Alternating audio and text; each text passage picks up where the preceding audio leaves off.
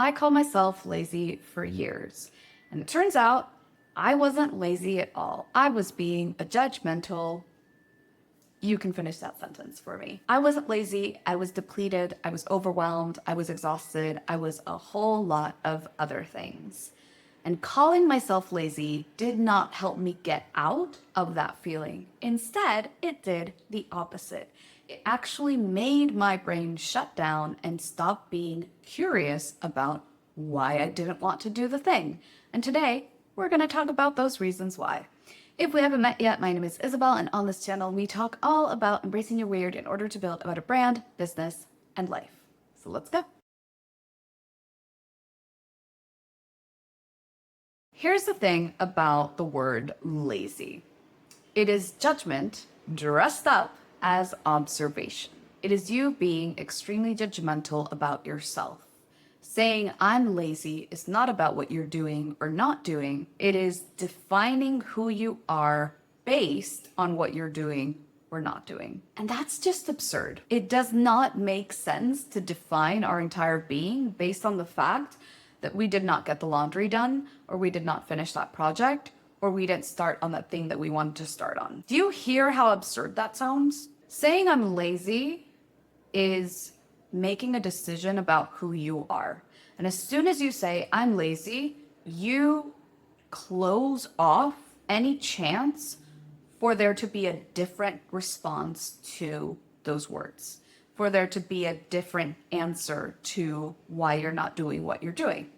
You are shutting yourself off from inquiry, from questions, from digging deeper, from being curious about why you're not doing the thing you're doing. And that is what I find to be the biggest issue with just saying or calling someone else, whether you're saying about yourself or someone else, using the word lazy. Instead, I want you to ask yourself, what could your laziness be telling you or trying to tell you? First thing, rest debt. And I don't mean I got a bad night of sleep last night. I mean literally rest debt. Whether this is because you've been overworking for years, whether you've not been sleeping well, and I don't care what the reason is, but a lot of humans in the world right now are depleted of energy. We are not resting enough. We live in a society that rewards productivity and overworking and overcommitting and never stopping, which would be great if we were all robots, but we are all humans. So a lot of us have a debt of rest. We are depleted. We are exhausted. And that does not make us lazy. It makes us human. We need to figure out if that's the reason why we're not doing the things we want to do. Guess what? Pushing yourself harder, being more disciplined, being more motivated, having more willpower will not fix the problem. You need to allow yourself to rest and relax. And this is coming from someone who has an extremely hard time letting herself rest and relax. Getting better at the resting bit, still not great at the relaxing bit, because while I'm forcing myself to rest, see how I said forcing? That was not in my script. The reason I said forcing is because I think of it like I can rest once I'm done with all of the other things. And I'm trying to teach my brain that, hey, no, you actually need rest before you finish all the things. Because guess what? You're never going to finish all the things. And while I'm forcing myself to rest, like I said before, which was what I was going to say, my brain is like, oh my God, you should be doing X, Y, Z. You should be doing this. You should be doing that. Instead of lying here, you could be doing this and that and finishing this. And you could have done that. Guess what? I'm not resting. If that's where my brain is not resting. I might be physically resting, but I'm not mentally resting. There's 9 types of rest. I've made a video about that. But basically, number 1, it's not laziness, it's rest debt. Take that into account. Number 2, overwhelm and paralysis, okay? There's too many things to do. Too many things to start, too many things to finish, too many projects that you have in your mind, too many tasks on your to-do list, and then you don't start any of them, you don't finish any of them, and you feel guilty about both. You are overwhelmed. You have too many things on your plate. You are overcommitted. You have committed to too many things, more things that are possible and logical for a human. You have exceeded your capacity. The problem with this one is that it's sneaky. It doesn't look like overwhelmed from the outside. It looks like you're not trying hard enough. It's when you're doom scrolling, or when you're avoiding work, or when you're not doing what you said you wanted to do, when you get the sudden urge to clean your entire kitchen instead of work on that personal project that you keep saying you're going to get to. Your brain isn't being difficult. It's literally trying to not be as overwhelmed as it is.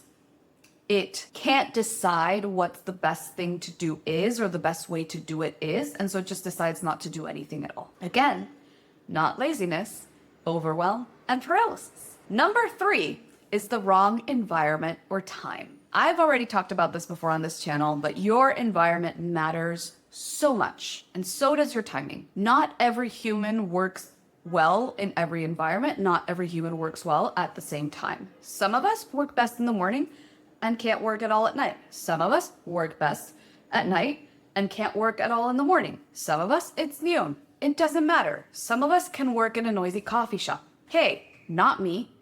You know what happens when I try to work in a noisy coffee shop? I listen in on everyone's conversations because ADHD, and I look around and I'm like, and I see people move and my brain's like, ooh, people, ooh, squirrel, ooh, look, coffee, ooh, that drink looks good, ooh, should I get a cookie? And guess what I don't do? Work. That doesn't work for me as an environment, okay? I would love to be that person. For years, I romanticized the idea of working from coffee shops because, you know, I work from home and da-da-da. And I was like, oh, that sounds great. And I would grab my laptop and I would, you know, lug all my stuff over to the cute coffee shop near my house. And I would not get any work done. And I thought the problem was me. Except, yes, but no. Because it wasn't laziness on my part. I'm in a high distraction filled environment. I get highly distracted. So I need a quiet environment in my home where I'm not constantly distracted by a bunch of things. That does not make me lazy. It makes me be. It means that I'm in the wrong environment. The wrong environment for you might be your home. The wrong environment for you might be that your work hours and whatever you define them to be, right? It might be just that today, in this particular day, you woke up with a headache, let's say, and so you had planned on doing this big project. You don't have the capacity, energy today to do that thing. Again, not laziness, just wrong environment, wrong time. And the last one, number 4, is the one I think that gets overlooked the most. And it's a values misalignment. What you keep saying you should be doing is not aligned with who you are or who you want to be. You don't really care about what it is you have to do.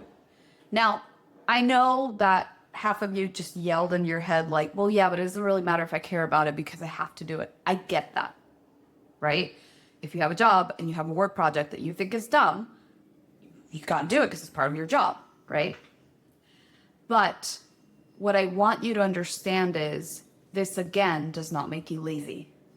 It's just there's something that's not aligned with your values. Have you ever noticed how you're not lazy about the things you care about? Instead, you hyper-focus and can do and work on it for 6 hours. Sometimes you don't even realize that you're hungry or that you need to go to the bathroom. The drag, the resistance, the avoidance, that's just your gut telling you that there's something wrong with this.